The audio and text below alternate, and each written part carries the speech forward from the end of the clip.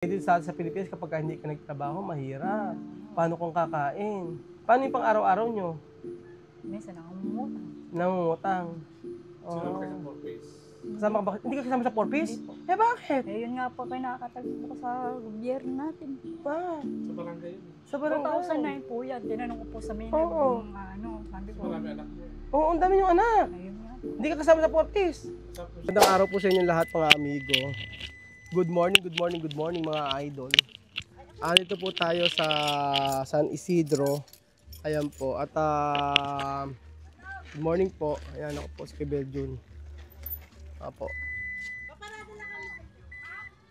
Meron po tayong pupuntahan mga amigo dito na isang kababayan natin sa Maya, San Isidro. At alamin po natin kung ano yung istorya. Bakit po kailangan ng tulong. So, ayan po, nagdala na lang tayo ng ng grocery at saka bigas kasi napaka-importante po niyan. Alam niyo po, pagka walang trabaho talaga napakahirap. So, sa totoo lang, naranasan ko yung dati yung walang trabaho. Tapos umaasa lang ako kay Tia Mercy. Buong pension niya binibigay niya sa akin. Sana all. Oh, mabait nanay ko. Dati nung wala akong trabaho. Ayun po, ando po tayo sa masulok na daan ng San Isidro. Kaya pala hindi kakasya kay sasakyan. Oo. Saan po ba tayo? May mga bahayan pa rito. Pababa tayo. Kaya tayo. Saan tayo? Pero ano po ba 'to, ilog? Nakatapak pa raw ako ng tae, sabi niya. Ano po. Sige, pasok tayo. Bedroom. Sa gilid. Ano nangyari? Baba na daw. Kaya ba? Baka naman gumulong ka, Kuya Belgium. Sa gilid boy, medyo Baka... dyan, maluwang dyan po. Depende po sa inyo, basta po makakapasok po tayo. Baka makakarating po tayo. Nanay, dito! Dito na po tayo. May aso po. Tita ulit kung saan ka nakakarating. Kanina, nandun ka sa may Picarming, ngayon, andito ka naman. Talagang number 1 ka. Number 1 ka talaga, tita ulit. Ayan po, sige, ayan po, dyan po. Yan po, meron pong malalapa ng aso. Ang aso po ay nagkalat din bakit kaya?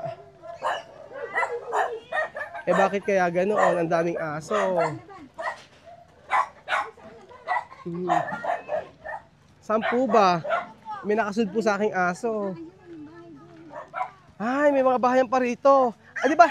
Di ba tumana na ito? Ano? Pag malakas ang ulan, bumabaha din Ha? May mga bahayan pa pala rito, ano? Oo. Pupunta po sa amin, makikikain po kami. Nakikain. Kaya may mga buta, dito ulit. Oh. Kasi yung aso rito sa katerba. Ako po si Kuya Raul, kamusta po kayo? Ako po ano pangalan niyo po? Maricel. Ate Maricel, okay lang lagyan ko ito na Ate Maricel. Oo. Ate Maricel, di ba tumana to?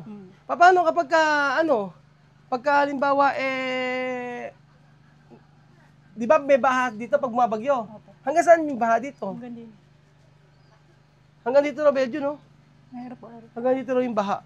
Hanggang Grabe. Ibig sabihin dito kayo natulog? Oo, yan. Ano to? Fishnet. Saan po kayo kumukuha ng kuryente? Sa kapatid ko po sa taas. Sa taas. Ilan taon na po kayo rito, Ate Maricel, mumuhay? Since birth. Dito na kayo nakatira? Dati po hindi po ganito yung bahay na yan. Kung mga ilang bahan na. Ilang baha-baha na? Oo, paiba-iba na ho yung ano. Ere mo po sa Kaya nga, Abe, sa tubig, saan kayo kumukuha ng tubig? May solar naman po. Gawa ng solar. gobyerno po. Yung tubig, saan kayo kumukuha ng tubig? Sa solar nga po. Solar? Ayun po. Ay, talaga ba? Oo, solar po. Bigyan punta natin. Kumukuha rin sa tubig through solar. Ere po yung solar. Paano yun? Ayun o, ayun o. Ayun. Paano? Ayun o, ayun o. Yung may solar ho na yun. Solar ba tawag doon? Oo, air po yung... Ganyan tubig. Oo. Ito si Arnyo. Oo. Aba, Pagka ano lang ho. buti pa kayo, ano, Pang-ihi lang ho, hirap. Pang-ihi, Oo. wala ho. May pa yung solar. Oo. Yung solar siya sabi. Buti pa sila, tingin mo si Arnila, Merong kurtina, mapasana all ka na lang. Lagan. May tubig pala di. Dito tubig ang tubig, ano. Yung ilaw po, dun po sa kapatid ko, nakikiconnect lang po kami. Oo. Babayad na lang po kami buwan-buwan. Pero presko pa dito, Oo. Presko pa. Kaya nga. Ano pangalan mo? Ha? Ano pangalan mo? Ano pangalan? Ramsel po. Ramsel, buka rito ate, Maricel. Nako. Ay, pero pagka tag-araw naman ganyan okay okay naman naman, dito. Ibig sabihin pala, marami pang mga bahayan dito. Marami pa ho. Yung gawin nga ho yung sa may Oo. riverside po. Eri na po kadugtong nun. Sino gumawa ng bahay niyo? Yung asawa ko po, pati po yun. Yung asawa niya gumawa ng bahay nito. Pang tatlo na hong bahay po rin. Meron po kami tiniran doon. Kubong-kubo lang po talaga. Kubo. Hindi, komportable naman kayo dito. Oo. Oo, Malamig naman, ano? Malamig naman. May kaya naka-fishnet, ano? Para kayong isda dito na hinuhuli. May fishnet pa. Pumapasok po kasi mga manok nung... Mga manok. Ayun yun, pag umaga, meron kayong katabing manok. Meron na nga hong itlog dyan. Pagka umaga, meron na kami ulam. Pag baga daw, merong ulam na sila kasi yung manok daw dito rin humahapon. Oo. Parang araw hapon na ng itlog ng Parang kulungan ng manok. Oo. Parang kulungan ng manok. Ano nga tingnan naman, Para kayo nakatira sa kulungan ng manok. Ayun yun, sa umaga meron kayong itlog. Pipirito nyo na agad. Kaya papagalitan ho kami. Bis na dumami po yung manok. Oo. Kumusta po yung boy niya rito? Okay naman po, kaya lang mahirap din. Mahirap din. Anong ginagawa ng asawa niyo? Nagkukonstruct. Minsan po nagbubulkanize. Oo, ganon. Minsan pa. Hindi permanente. Hindi permanente yung trabaho. Mahirap din kasi na dito sa atin sa totoo lang ang hirap na walang trabaho. Yung nga po minsan naglalabada. Naglalabada ka minsan? Minsan lang ho. Pagka ngayon hindi ko na kaya. Hinihingal lang ho ako. Ba't may sakit ba kayo? Ngayon nahihilo-hilo ho ako. Ilang taon na ho ba kayo? 39. Ang aga nyo naman yata ma-high blood. Baka high blood kayo. Di naman ho. Nagpaano ako nung 120 over 80 naman. Okay naman. Okay sa naman. Init lang siguro. Kaya open na open yung bahay nila Ate Maricel. Ayan. Dito walang pintuan. Dito walang pintuan dito. Ano naman dito? Wala naman, safe naman yata kayo no? Importante. Kaya lang, pagka nga ako bumaha lang ngayon, doon lang ako kami. Pag bumaha. Ako naman, gusto ko sa tumana, malamig kasi. Kaya lang, pagka ganyan na bumabaha, yun na mahirap. Paano pag bumabaha, alis kayo rito lahat? Kukuyo yung lahat ng gamit nyo. Pagka may signal na, Pag may signal, kunin nyo lahat ng mga gamit nyo. Hahakutin nyo lahat. Yung iba, pinapatong lang namin dyan. Sila sa kalsada na. Oo, malayo. Minsan ninaano na ho namin kinukubkub na namin yung importante lang na pwede mabasa, pwede namin iwanan din.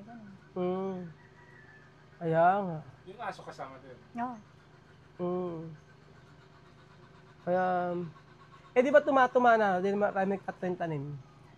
Yung pangulam lang ho namin. Hindi naman ho kasi sa amin yung tumana namin. Nakikitira lang kami. Nakikitira lang kayo. Ibig sabihin, itong lupa na to, walang may-ari? O merong may-ari? Parang wala ho. Parang government. Kasi nga, Sino lang ho yung kari, katapat ho ng bahay nila. Sa kanila po yun. Ganun lang. Kumbaga walang titulo lahat Wala. Pag ginamit na ng gobyerno, paalis na kayo. Ganun. Katulad niya, magkakaroon na ho ng riprap dyan. Wala na. Ibig sabihin yung sa may ilog kasi yung kabila nito mga amigo Kaya nga. Wala na. Sabi ka lang kasi sa akin ni Tito ulit, meron daw dito na sa may tumana, sa may ilog na pamilya na kailangan ng tulong. Kaya, kasi nung nakaraan, nagpamigay kami ng mga bigas po rito at saka mga groceries. Sige, baba ka. Baba na. Punta ka sa ninong bed mo. Punta ka doon. Dati po, nagpamigay kami ng mga groceries dito. Ang problema po, nagkagulo-gulo. May mga pangalan, kaso hindi po nakaabot sa inyo, Hindi nakaabot. Kaya sabi ko, magbabahay-bahay na lang kami, mas maganda pa. At least makakabigay kami ng isang bultong bigas, tapos mga groceries. At least, sure na marami maibibigay namin. Kaysa yung before, na nagbigay kami lahatan. Tapos pagkayari, wala na. Kaya at least yan, makikita namin na kung sino talaga yung may kailangan, may nangangailangan. Pero iba yung init ngayon na Ate Maricel. Kaya nga nahihilo. Mahihilo ka talaga eh. Ako yung mahilo-hilo Mahiga ako. nga lang ako. Kaya nga. Pag sa, pagka halimbawa, nakikitumana ka rin minsan. Hindi po. Hindi Nandito na. na lang po ako sa bahay. Bahay. Gaalaga lang pagka nga may Ilan lang ba anak nyo? 5. Ang konti naman. Iba, katulad may asawa na ho inaan. Merong asawa kang anak. 2 na ho may asawa. Ibig sabihin, 39 years old ka, tapos yung dalawang anak mo may asawa na. Tapos yung 2 kong babae, nagkikita. Alam mo yung nakikita niyo? Ano nakikita? Dede old. Yung day old po dito mga amigo, yung Belgium naantok ka, nakakatulog si Belgium. Yung nakikita po, yung day old po yun, yung kitay ng manok, tapos piniprito yun pagka yun. Oo, ganun yung trabaho daw. May apo ka na? Opo. Ilan? Isa lang ho. Sa apo mo. Isipin mo, 39 years old, tapos may apo na siya, tapos yung dalawang anak niya meron ng trabaho. Ilan taon ka nag-anak? Nag-asawa? Kaya po, 15 lang. 15 lang. 15 lang. Oo. Hindi po ako nakapag-aral. Ano na mag-aral? High school lang ho natapos ko, first year. First year high school, tapos nag-asawa ka na. Tingin mo ba masaya ka naman? Mahirap po na masaya. Mahirap na masaya. Masaya dahil Sa mga anak. sa mga anak mo. Tapos dito na sila nakatira. Yung isa po nga nasa Cavite na ho. Tapos ito bunso mong anak pa to. Ibig sabihin, yung bunso mong anak, ilang taon na? 4 po. 4 years old. Tapos sinundan po. yung apo mo, ilang taon? 5 na po kasi yun naunang ipa yung anak. Ibig sabihin, yung apo niya, 5 years old, tapos yung kanyang anak, 4 years old. Isang taon lang. So, ibig sabihin, yung ang tawag niya dito ay Tita po. tita. Mas bata pa. Tita niya, mas bata pa. Nangyayari talaga sa totoong buhay. Kaya nga. So, tara na Naano pa po ako noon, na-raspa pa po ako noon. Ibig sabihin, ilan ba talaga ang ano niyo, anak? Bali, naging 6, nakakunan po ako. Anim ang anak ko talaga. 2015. Oo. Ganun. Nakayayaan niyo po, Ate Maricel, ganun talaga laban lang ng laban. Kaya nga, Hanggang hindi bumabagsak ang bahay, laban lang. Oo. may star na nga po. Hindi mo si Bejo na ito inaantok. Inaantok na si Bejo, nakakatulog na siya. May star. Kaya ba, inaantok ka na? Inaantok ka na? Kumusta kayo? Hindi. Naintindihan mo yung pag-usapan namin. Nako, paano? Ang lamok din eh. May katol. May katul na lang kayo. Tsaka kalambo. Katul tsaka Colombo kasi pagka ganitong may tumana, malamok dito. Kaya, katul yun nga. Dito sa Pilipinas, kapag hindi ka nagtrabaho, mahirap. Paano kung kakain? Paano yung pang araw-araw nyo? Minsan nangungutang. Nangungutang. Sinama kayo sa 4-piece. Kasama ka ba? Hindi ka kasama sa 4-piece? Hindi po. Bakit? Yun nga po kayo nakakatagpo ko sa gobyerno natin. Sa barangay yun. Sa barangay. 2009 po yan. Tinanong ko po sa mayor Oo. kung sabi Kasi ko. marami anak mo. Oo, ang dami yung anak. Ayun nga po. Hindi ka kasama sa 4-piece.